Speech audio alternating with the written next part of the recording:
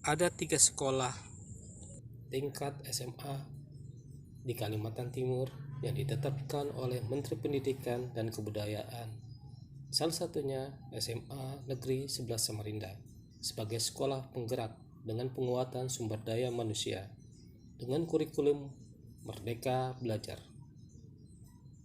Merdeka Belajar terwujudnya profil pelajar Pancasila memiliki 6 dimensi karakter.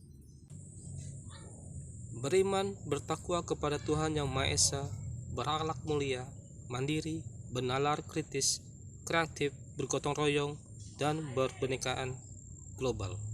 Pada tahun 2021 ini tanggal 30 April ada 3 sekolah tingkat SMA di Kaltim yang telah ditetapkan oleh Kementerian Kemendikbud untuk menjadi pilot project atau program sekolah penggerak dengan kurikulum Merdeka Belajar.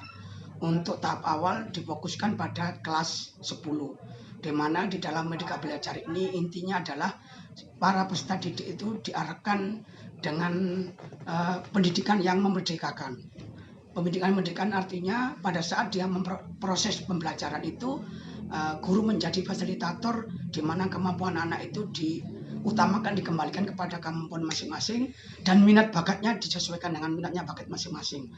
Yang intinya adalah fokusnya akan terbentuknya profil pelajar Pancasila dengan 6 dimensi sesuai dengan visi pendidikan Indonesia, yaitu dimensi beriman, bertakwa kepada Tuhan Yang Maha Esa dan berakhlak mulia, dimensi gotong royong, bineka yang kepentingan global, dimensi mandiri, dan dimensi memiliki pikiran yang kritis atau berpikir kritis. Itulah arah dari akhir terwujudnya Merdeka Belajar, yaitu terwujudnya profil pelajar Pancasila yang memiliki 6 dimensi tadi.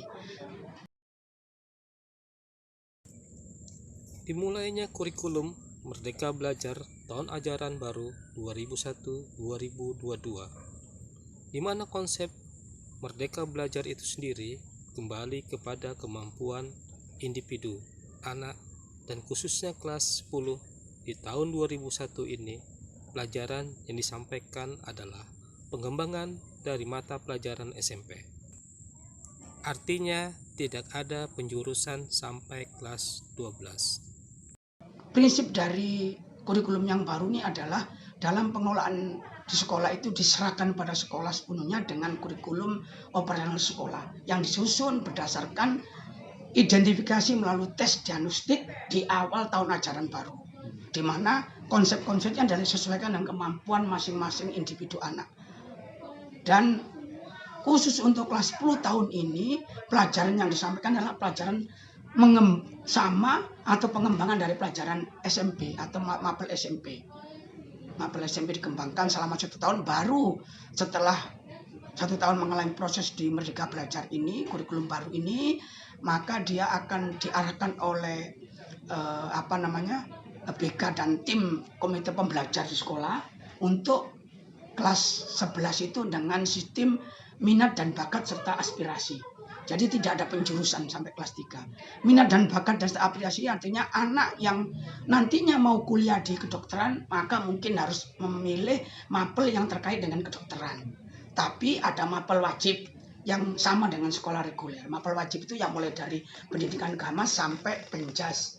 Mapel pilihannya tidak ada IPA, tidak ada PS. Misalnya anak ini mau ke kedokteran, mungkin ngambil kimia, ngambil biologi, dan mungkin senang sosiologi, silakan.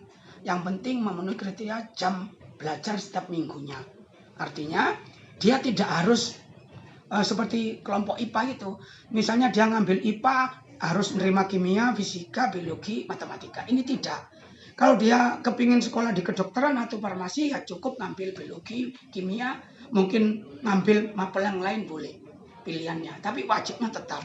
Artinya Merdeka Belajar kurikulum terbaru tidak menghilangkan mapel-mapel wajib bagi suatu anak. Karena intinya adalah akan arahnya untuk mewujudkan profil pelajar Pancasila yang sesuai dengan visi misi pendidikan Indonesia.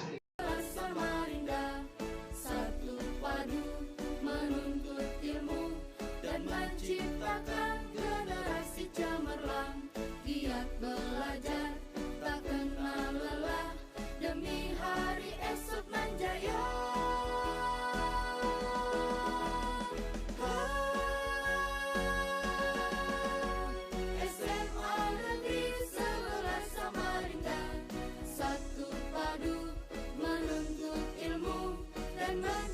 Samarinda, Remal, Pore TV, News melaporkan.